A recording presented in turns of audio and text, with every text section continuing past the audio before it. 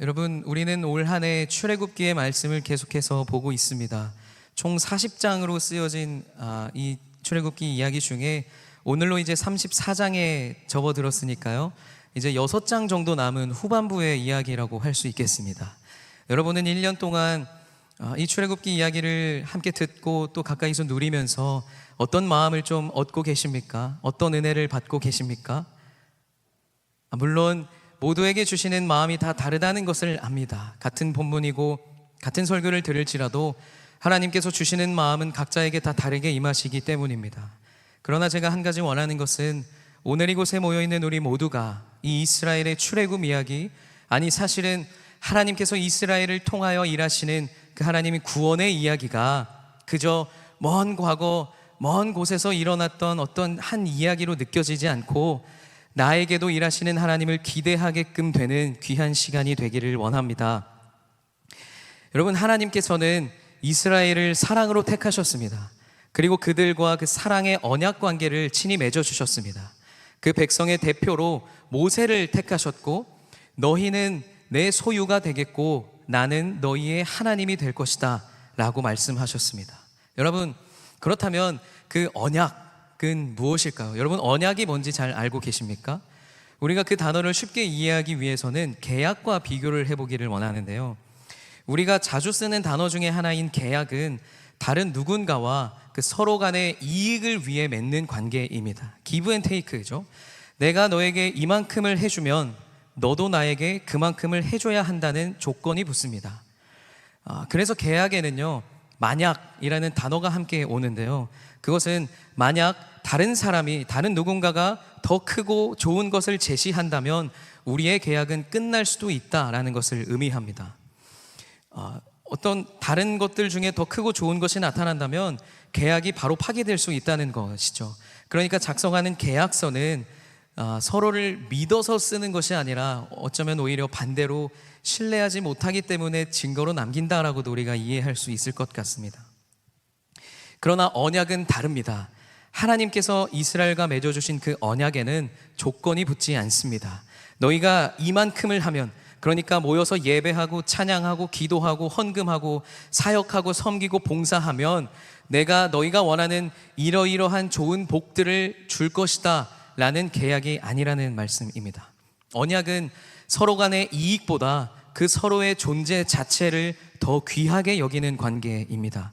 그래서 언약에는 만약이라는 단어 대신 그럼에도 불구하고 라는 단어가 붙습니다. 만약 저 사람이 다른 누군가를 크게 준다고 해도 준다면 파기되는 계약과 달리 그럼에도 불구하고 나는 너와 영원히 사랑할 것이다 라는 표현이 붙는 것이 이제 언약인 것이죠. 그렇기에 언약 관계에서 가장 중요한 것 중 하나는 뭐냐면요, 바로 배타적인 관계가 되어야 한다라는 것입니다. 계약 관계에서는 다른 누군가가 더 좋은 조건을 제시하면서 치고 들어올 수도 있고, 또 서로의 이익을 위해서라면 그 계약을 파기하고 또 이 사람을 멀리하고 다른 사람에게로 가서 새로운 계약을 맺을 수도 있습니다. 그러나 언약은 그렇지 않습니다. 언약 관계인 둘 사이에는 그 누구도 끼어들 수가 없습니다. 이 말을 또 쉽게 이해하기 위해서 여러분께서 그 남녀의 결혼 관계를 생각해 보시면 아주 쉬우실 텐데요, 어떤 한 남성과 여성이 결혼을 할 때 남편과 아내가 이것저것을 막 따지면서 너는 얼굴이 예쁘니까, 너는 돈을 잘 버니까, 이런 것들을 따지면서 서로 계약하며 결혼을 하지 않습니다. 사랑의 언약을 맺는 것이죠. 서로의 존재만으로 충분하다는 사랑의 약속을 갖는 것입니다. 그러니까 이 언약 관계인 둘은 서로에게 무언가 이익을 얻기 위함이거나 더 나은 조건을 가진 사람을 만나기 전까지 잠시 유지하는 어떤 비즈니스적 관계가 아니라는 것입니다. 그래서 이 둘 사이에는 누구도 끼어들 수 없다라는 것이 이 언약의 가장 큰 특징 중에 하나입니다. 여러분, 하나님께서 이스라엘과 맺으신 언약 또한 그렇습니다. 이 언약을 통하여 이제 하나님과 이스라엘 사이에 누군가가 끼어들 수 없는 관계가 된 것입니다. 그러니 하나님께서 이스라엘을 택하시고 그들에게 원하셨던 것은 다른 것이 아닙니다. 그저 내가 너희의 하나님이 되는 것, 또 너희는 나의 백성이 되는 것, 너희가 나의 백성으로의 삶을 잘 살아내는 것, 것을 하나님께서는 원하셨다라는 것입니다. 세상을 사랑하고 우상을 섬기고 헛된 것을 따르는 자들이 아니라 오직 너희를 구별하여 택하여 낸 나 여호와 하나님을 더욱 사랑하라 라고 말씀하시는 것이죠. 너희의 마음과 뜻과 힘을 다하여 나 여호와를 사랑하라 라는 명령이 하나님의 뜻이었던 것입니다. 그러나 여러분, 이스라엘의 모습을 보십시오. 이스라엘은 계속해서 어리석은 행동을 하고 있다는 것을 우리는 지금까지 출애굽기를 통하여 계속 보고 있습니다. 그들은 하나님께서 친히 맺어주신 이 언약의 관계를 조금도 소중히 여기지 않았습니다. 그들은 어리석게도 하나님과의 사랑의 언약을 직접 깨버리고 말았습니다. 하나님과 이스라엘 사이에는 그 누구도 들어올 수 없는 관계였어야 하지만 그들은 산에 올라간 모세를 기다리지 못하고 그 아무것도 아닌 금송아지까지 하나님과 자신들 사이에 세워놓고서 우상으로 섬겨놓았습니다. 금을 가지고 있던 모든 금을 모아서 송아지를 만들어 놓고요, 그 앞에 제단을 쌓았습니다. 그리고는 우리를 애굽 땅에서 구원한 신이 여기에 있다며 기뻐했습니다. 그 앞에서 그 이스라엘은 함께 먹고 마시며 평안과 위로를 찾고 있었고, 또 그 반짝반짝 빛나는 황금 송아지, 또 불을 피워놓고 그 앞에서 타오르는 어떤 도파민에 절여 있는 삶을, 모습을 보여주고 있는 것입니다. 그런 이스라엘로 인하여 하나님과의 그 언약 관계는 철저히 깨져버렸습니다. 그들은요, 애굽에서 종살이 하던 자신들을 위해 하나님께서 어떤 일들을 행하셨는지 까마득히 다 잊어버렸습니다. 그리고 그런 이스라엘을 보시며 하나님께서는 이렇게 말씀하십니다. 마치 아내가 그 남편을 속이고 떠남같이 너희가 정령이 나를 속였느니라. 마치 아내가 그 남편을 속이고 떠난 것 같이 너희가 지금 나를 속이고 있다 라고 이스라엘에게 하나님께서 말씀하십니다.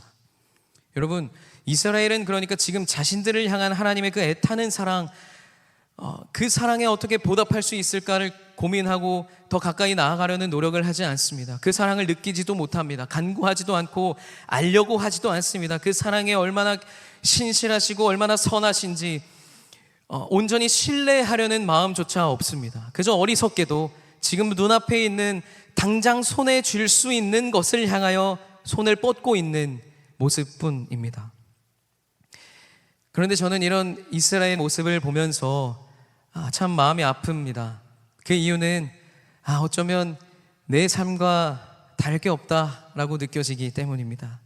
말로는 하나님을 사랑한다고 하면서, 하나님만 더욱 사랑하는 자가 되기를 원한다고 하면서 정작 그 말씀을 묵상하고 그 사랑 안에 거하는 시간보다 세상에서 주는 그 도파민과 그 잠깐의 즐거움에 빠져 있는 나를 발견하기 때문입니다. 하나님께 기도하고 간구하는 시간, 또 그 음성 앞에 잠잠히 거하는 그 순간들보다 이 시끄러운 세상의 소음들 속에 파묻혀 있는 나를 발견하기 때문입니다. 실수가 없으신 하나님의 계획을 신뢰하겠노라고 말은 했지만 내 삶을 내가 통제하기를 원하며 하나님의 타이밍을 기다리지 못하고 직접 계획하기를 애쓰고 있는 나를, 또 눈앞에 있는 확실한 것을 향해 나도 마찬가지로 손을 뻗고 있는 모습을 발견하기 때문입니다. 여러분, 또 어떻습니까? 우리 삶에 주어진 어려움이 느껴질 때마다, 내가 나를 봐도 답답하게 느껴지는 나의 삶의 모습들을 발견할 때마다, 내 삶에 주어진 환경들이 어떤 문제와 어려움이라고 느껴질 때마다 우리는 어쩌면 하나님과 계약 관계를 맺으려고 하고 있는지도 모릅니다. 하나님, 내가 주님을 이렇게 예배하지 않습니까? 일요일마다 이 일주일에 하루를 하나님께 드리고 있지 않습니까? 나는 하나님을 예배하는 사람이지 않습니까? 하나님께 나와서 찬양하고 기도하고 교회를 나오고 여러 모양으로 섬기고 사역하고 있지 않습니까? 그러니 주님, 내 삶에 있는 이런 문제들 주님께서 좀 해결해 주셔야겠습니다. 내가 이만큼 주님께 드리고 있으니 하나님도 나에게 이런 복들을 주십시오 라는 계약의 태도를 가지고 하나님께 나아가고 있는지는 모르겠습니다. 이처럼 나의 삶에도 여러 가지 금송아지들을 만들어 놓고 그 앞에서 어떤 평안과 위로를 찾고 있는 것은 아닌지, 세상에서 누리는 작은 기쁨, 그것에 만족하여서 그것 때문에 그것이 나의 구원이라고 착각하며 하나님과 나 사이에 두고 우상으로 섬기고 있는 것은 아닌지요. 또 그렇게 나는 하나님을 외면하며 살아가고 있는 모습을 보이고 있지는 않은지, 그런 질문들을 스스로 하게 됩니다. 세상 속에 살아가며 죄악으로 물든 나의 모습을 발견할 때마다 두려운 마음이 들지 않으십니까? 이미 그렇게 깨어지고 무너진 나의 마음, 또 나의 삶으로 인하여서 하나님과 나의 관계가 더 이상 사랑의 언약 관계가 아닐 거라는 그런 마음이 여러분 들 때가 있지는 않으십니까?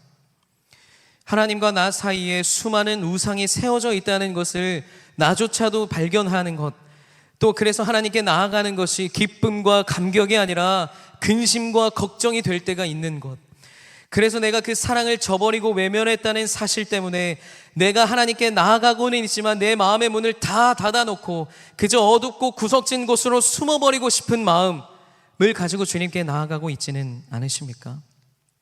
사랑하는 여러분, 오늘 우리의 삶을 한번 돌아봅시다. 우리가 어렵지 않게 이스라엘의 이 죄악들을 발견할 수 있었던 것처럼 어쩌면 우리의 삶의 모습도 그렇지는 않은지 한번 생각해 보기를 원합니다. 그런 의미에서 하나님께서 모세를 다시 부르셨을 때 산을 오르던 그 모세의 발걸음이 어땠을지 여러분 조금 상상이 가지 않으십니까? 조금 알 것 같지도 않으십니까? 그 부르심에 응답하여 산을 다시 오르던 그 모세의 마음이 얼마나 두렵고 떨렸을지 말입니다. 아마 하나님께서 처음으로 산을 오르라고 말씀하셨을 때는 어떤 설렘과 기대감이 있었을 겁니다. 와! 하는 마음이 있었겠죠. 그래서 가벼운 발걸음으로 나아갔겠지만 지금 하나님께서 모세, 너는 다시 이른 아침에 신의 산으로 그 돌판을 가지고 나와라 라고 말씀하실 때 모세의 마음은 이전과는 다른 어떤 어렵고 불편한 두려운 마음이 가득했을 것 같습니다.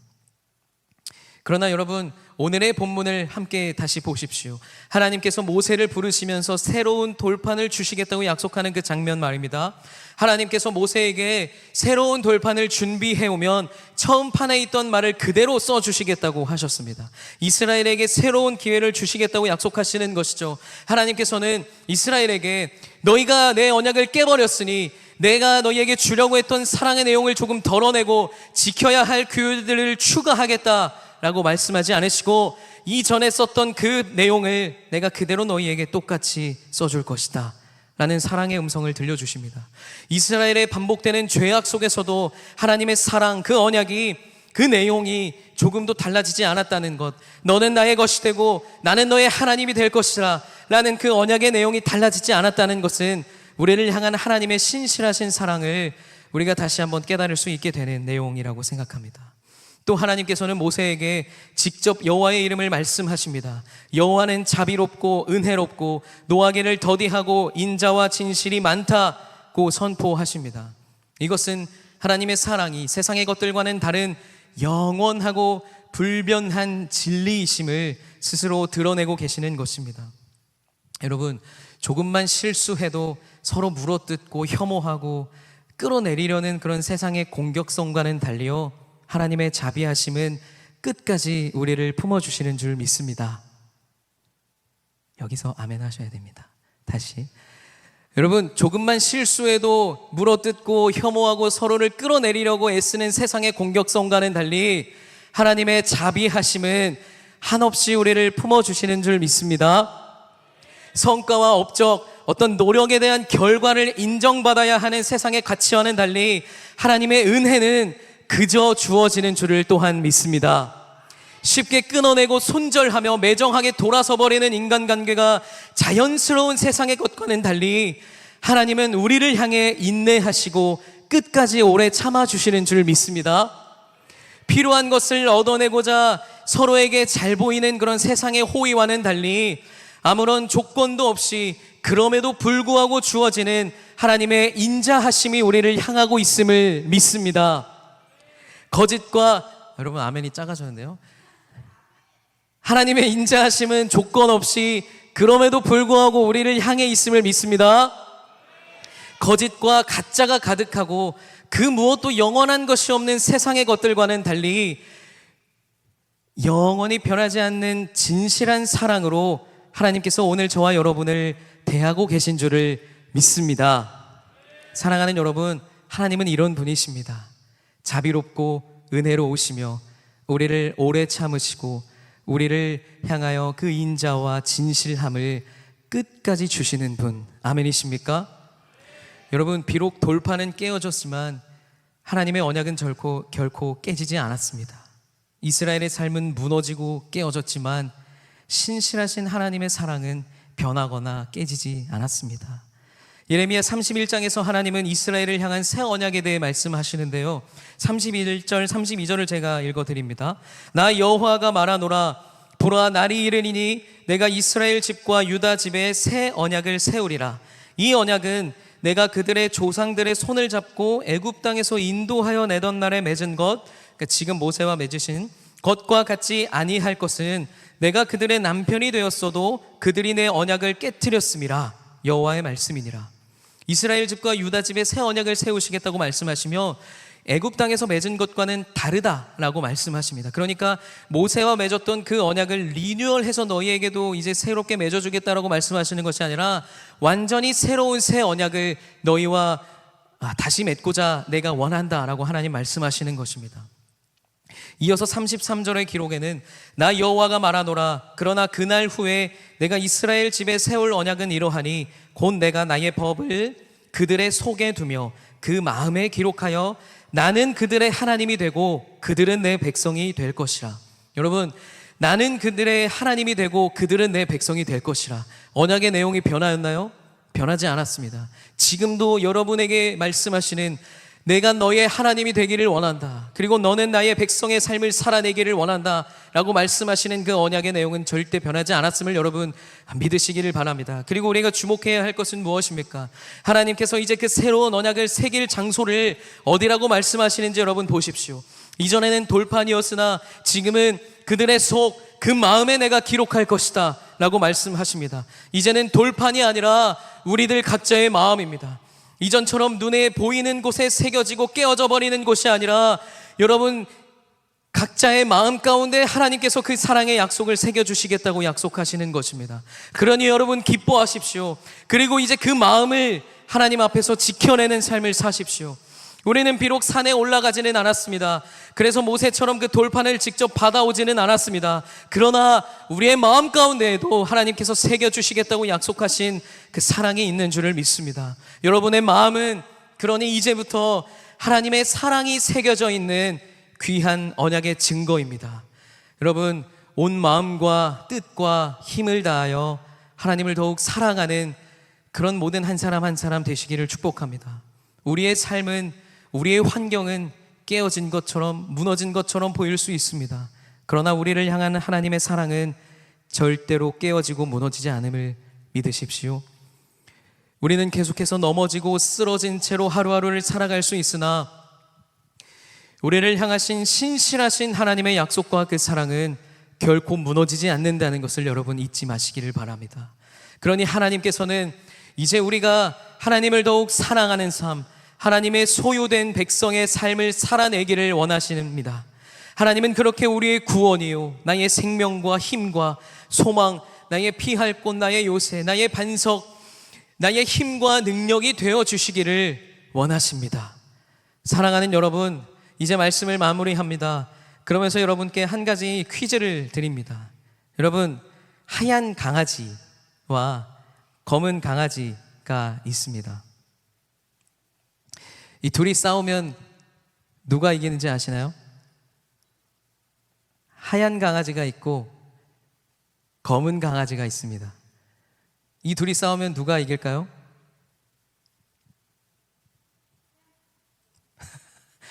뭘 그런 걸 물어봐 라는 표정으로 지금 저를 쳐다보고 계시는데 답은 어렵지 않습니다. 싸움 전에 밥을 많이 먹은 강아지가 이깁니다. 다른 것이 없습니다. 어떤 강아지가 더 많은 밥을 먹고 있느냐, 주인이 어떤 강아지에게 더 많은 밥을 주고 있느냐에 따라 그 둘의 싸움의 승패가 결정되는 것입니다.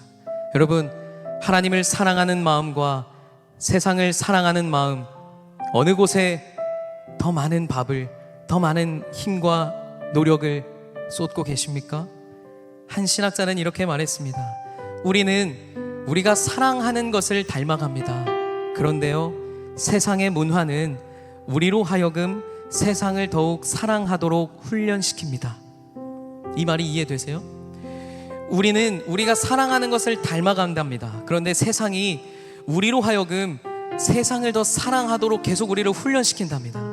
그러니 여러분, 우리의 사랑이 어디를 향하고 있는지를 점검해 보기를 원합니다. 어제까지 우리가 살아왔던 나의 삶의 모습이 지금 우리 앉아있는 나의 모습을 결정했고 만들었을 것입니다. 비록 지금까지는 그 검은 강아지, 세상을 사랑하는 마음, 우상을 섬기는 마음, 어떤 헛된 것을 바라고 하나님 없이도 괜찮다는 마음에 더 많은 힘을 주고 살아왔을지 모릅니다. 그러나 괜찮습니다. 오늘부터의 여러분의 삶이 내일의 여러분의 모습을 만들 수 있기 때문입니다. 늦지 않았습니다. 사랑하는 여러분, 오늘부터라도 하얀 강아지에게 하나님을 사랑하는 마음에 더 많은 사랑과 애정을 쏟으며 살아갑시다. 그렇게 우리 어제보다 오늘 조금 더 하나님을 사랑하는 삶을 살아갑시다. 나를 향한 하나님의 사랑을 먼저 제대로 알고 느끼는 자가 되어 하나님을 향한 선한 마음, 하나님을 향한 그 사랑의 마음을 조금씩 더 키워가는 그런 귀한 주의 자녀 되는 삶을 함께 살아갑시다. 하나님의 신실하신 사랑의 언약, 그 안에서 하루하루 매 순간 주님과의 사랑의 이야기를 쌓아가는 여러분의 삶이 되시기를 간절히 축복합니다. 주님과 그렇게 더욱 친밀한 관계에 하나님께서 네가 이곳에 모인 자들 중에 나를 가장 사랑하느냐라고 물으실 때, 예 주님, 내 사랑을 주님께서 아십니다 라고 말씀드릴 수 있는 그 주님과의 친밀한 관계를 맺어가는 우리 모두 되기를 간절히 축복합니다.